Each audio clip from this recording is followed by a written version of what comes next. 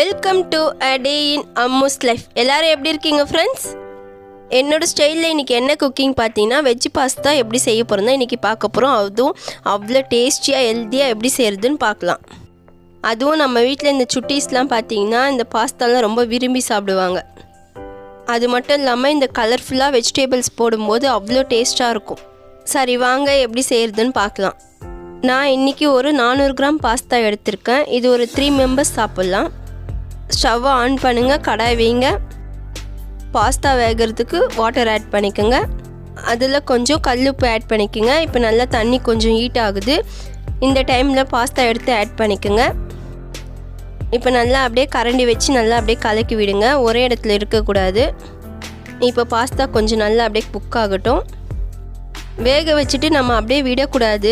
ஏன்னா அப்படியே ஒரே இடத்துல நின்றுடும். அதனால் இந்த மாதிரி நல்லா கொஞ்சம் வேகும் போதே நல்லா அப்படியே கலக்கி விடுங்க.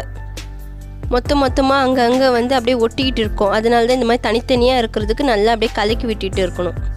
நான் நிறைய குக்கிங் வீடியோ போட்டிருக்கேன். வேணுன்றவங்க கண்டிப்பாக பாருங்கள். என்னோடய சேனலை ஃபாலோ பண்ணிக்கோங்க. எனக்கு மறக்காமல் சப்ஸ்கிரைப் பண்ணுங்கள், மறக்காமல் லைக் பண்ணுங்கள். பாருங்கள் நல்லா வெந்திருக்கு பாருங்கள். இந்த ஸ்டேஜில் இருக்கும்போது எடுத்துருங்க. கடாய் வச்சுட்டு ஆயில் விடுங்க. வேக வச்ச பாஸ்தாவை நல்லா வடிகட்டி எடுத்துருங்க. அதில் கொஞ்சம் வாட்டர் ஆட் பண்ணிக்கோங்க. குழகுழப்புலாம் போயிடும். இப்போ எண்ணெய் நல்லா சூடாயிடுச்சு. பொடியாக நறுக்கி வச்சுருக்கோம் பூண்டு ஆட் பண்ணிக்கோங்க. இப்போ அது கூடவே பொடியாக நறுக்கி வச்சுருக்க இஞ்சி துண்டு ஆட் பண்ணிக்கோங்க. இப்போ ரெண்டுமே நல்லா பொன்னிறமாக ஆறட்டும். அது வரைக்கும் வெயிட் பண்ணுங்கள். இப்போ ஒரு பச்சை மிளகாய் நறுக்கி ஆட் பண்ணிக்கோங்க. 2 வெங்காயம் தோல் உரித்து பெரிய வெங்காயம் வச்சுருக்கேன். அந்த நீளமாக கட் பண்ணி அதையும் சேர்த்துக்குங்க. சேர்த்துட்டு இப்போ நல்லா வதக்குங்க. வெங்காயத்தோட பச்சை வாசனை போகணும். அதனால் நல்லா வதக்குங்க. வெங்காயம் வதங்குறதுக்கு எப்போவுமே நம்ம கொஞ்சம் உப்பு சேர்த்துப்போம். அதையும் சேர்த்துட்டு இப்போ நல்லா வதக்குங்க. பாஸ்தாவுக்கு வெங்காயம் கொஞ்சம் நீளமாக கட் பண்ணிக்கோங்க. இப்போ பொடியாக நறுக்கி வச்சுருக்க ஒரு 10 பீன்ஸ் இருக்குது, எடுத்து ஆட் பண்ணிக்கோங்க. பீன்ஸ் சேர்த்துட்டு இப்போ நல்லா வதக்குங்க.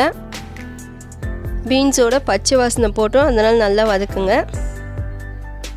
நீங்கள் வீட்டில் மேகிலாம் செய்வீங்களா? அப்போது கண்டிப்பாக பீன்ஸ் எடுத்துக்கோங்க. பாஸ்தா செய்யும் போது பீன்ஸ் எடுத்து ஆட் பண்ணிக்கோங்க. அவ்வளோ நல்லது. இப்போது கட் பண்ணி வச்சுருக்க கேரட்டை ஆட் பண்ணிக்கோங்க. கேரட்டை இந்த மாதிரி நீளமாக கட் பண்ணிக்கோங்க. ரொம்ப பொடியாக வேணாம். இந்த மாதிரி நீளமாக இருந்தால் தான் நம்ம எடுத்து சாப்பிடும்போது அவ்வளோ நல்லாயிருக்கும். பார்க்குறதுக்கும் கலர்ஃபுல்லாக ரொம்ப டேஸ்ட்டாக இருக்கும். அப்புறம் ஒரு குடமிளகாய் எடுத்துக்கோங்க. அதில் ஒரு ஆஃப் கட் பண்ணிக்கோங்க. அதை நீளமாக கட் பண்ணி இது கூட ஆட் பண்ணிக்கோங்க. கேப்சிகம் பார்த்திங்கன்னா நீளமாகவே கட் பண்ணுங்கள், பொடியாக வேணாம். வெஜிடபிளோட பச்சை வாசனை போட்டோம். அது கூடவே ஒரு பெரிய தக்காளி கட் பண்ணி பொடியாக கட் பண்ணி ஆட் பண்ணிக்கோங்க. தக்காளி சேர்த்துட்டு அப்படியே நல்லா கலந்து விடுங்க.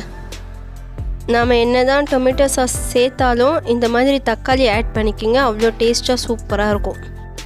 எப்போவுமே நம்ம சாப்பிட்ற பொருள் பார்த்திங்கன்னா நம்ம சாப்பிடும்போது கொஞ்சம் கலர்ஃபுல்லாக இருந்தால் ரொம்ப விரும்பி சாப்பிடுவோம். இன்னும் கொஞ்சம் நிறைய கொஞ்சம் நேரம் குக் ஆகட்டும் மூடி போட்டு விருந்தோம். மூடியை ஓப்பன் பண்ணிவிட்டு மறுபடியும் வதக்க ஆரம்பிச்சிடுங்க. நல்லா வதங்கிடுச்சு. இந்த ஸ்டேஜில் ஒரு 1/4 ஸ்பூன் தனி மிளகாய் தூள் ஆட் பண்ணிக்கோங்க. அப்புறம் அது கூடவே 1 ஸ்பூன் பெப்பர் ஆட் பண்ணிக்கோங்க. இது எல்லாத்தையும் சேர்த்துட்டு இப்போ நல்லா அப்படியே கலந்து விடுங்க. இப்போ இது கூடவே ஒரு 2 ஸ்பூன் டொமேட்டோ சாஸ் ஆட் பண்ணிக்கோங்க.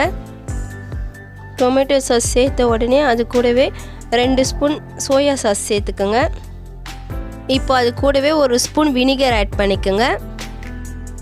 வினிகர் சேர்த்துட்டு இப்போ நல்லா அப்படியே கலந்து விடுங்க. நம்ம போட்ட சாஸ்லாம் நல்லா போயிட்டு இறங்கணும். அப்படியே நல்லா கலந்து விடுங்க. கண்டிப்பாக இப்போ நான் செய்கிற மாதிரி நீங்கள் வீட்டில் செஞ்சு பாருங்கள். அவ்வளோ டேஸ்ட்டாக இருக்கும். இப்போ தேவையான அளவு சால்ட் ஆட் பண்ணிக்கோங்க. தேவையான உப்பு சேர்த்த பிறகு நல்லா அப்படியே கலந்து விடுங்க. உப்பு போயிட்டு நல்லா ஊறட்டும்.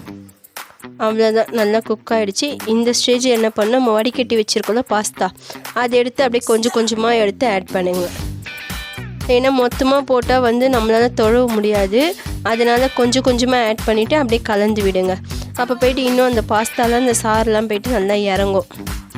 ஃபஸ்ட்டு ஒரு லேயர் போட்டு நல்லா கலந்து விட்டு அதுக்கு மேலேயே இன்னொரு லேயரும் போட்டு அப்படியே மறுபடியும் நல்லா கலந்து விடணும். அவ்வளோதான், போட்டாச்சு. இப்போ நல்லா அப்படியே தொழவி விடுங்க. பாருங்கள், இதே மாதிரியே பண்ணுங்கள். அவ்வளோதான், எல்லா பாஸ்தாவும் போட்டாச்சு, நல்லா கலந்து விட்டாச்சு. இப்போ இது கூடவே கொஞ்சமாக வெங்காயத்தாள் எடுத்து ஆட் பண்ணிக்கோங்க. இந்த வெங்காயத்தாள் பார்த்திங்கன்னா எங்கள் வீட்டில் குட்டி வெங்காயம் இருந்துச்சு, அதில் முளைச்சி வந்தது தான் இந்த வெங்காயத்தாள். வெங்காயத்தாள் போட்டு நல்லா அப்படியே கலந்து விட்டுருங்க. சூப்பரான சுவையான வெஜ் பாஸ்தா ரெடி ஆகிடுச்சு என்னோடய ஸ்டைலில். கண்டிப்பாக வீடியோ பார்த்துட்டு செஞ்சு பாருங்கள். செஞ்சு பார்த்துட்டு வீட்டில் இருக்க சுட்டீஸ்க்கு கொடுங்க. சுட்டீஸ்கிட்டே கேளுங்க எப்படி இருக்குன்னு பார்த்துட்டு எனக்கு கமெண்ட் பண்ணுங்கள். இந்த வீடியோ பிடிச்சிருந்தால் லைக் பண்ணுங்கள், ஷேர் பண்ணுங்கள், மறக்காமல் சப்ஸ்கிரைப் பண்ணுங்கள். அப்படியே பக்கத்தில் இருக்க பெல் ஐக்கானை கிளிக் பண்ணுங்கள். அப்போ தான் நான் போடுற வீடியோ நோட்டிஃபிகேஷனாக வரும். மறக்காமல்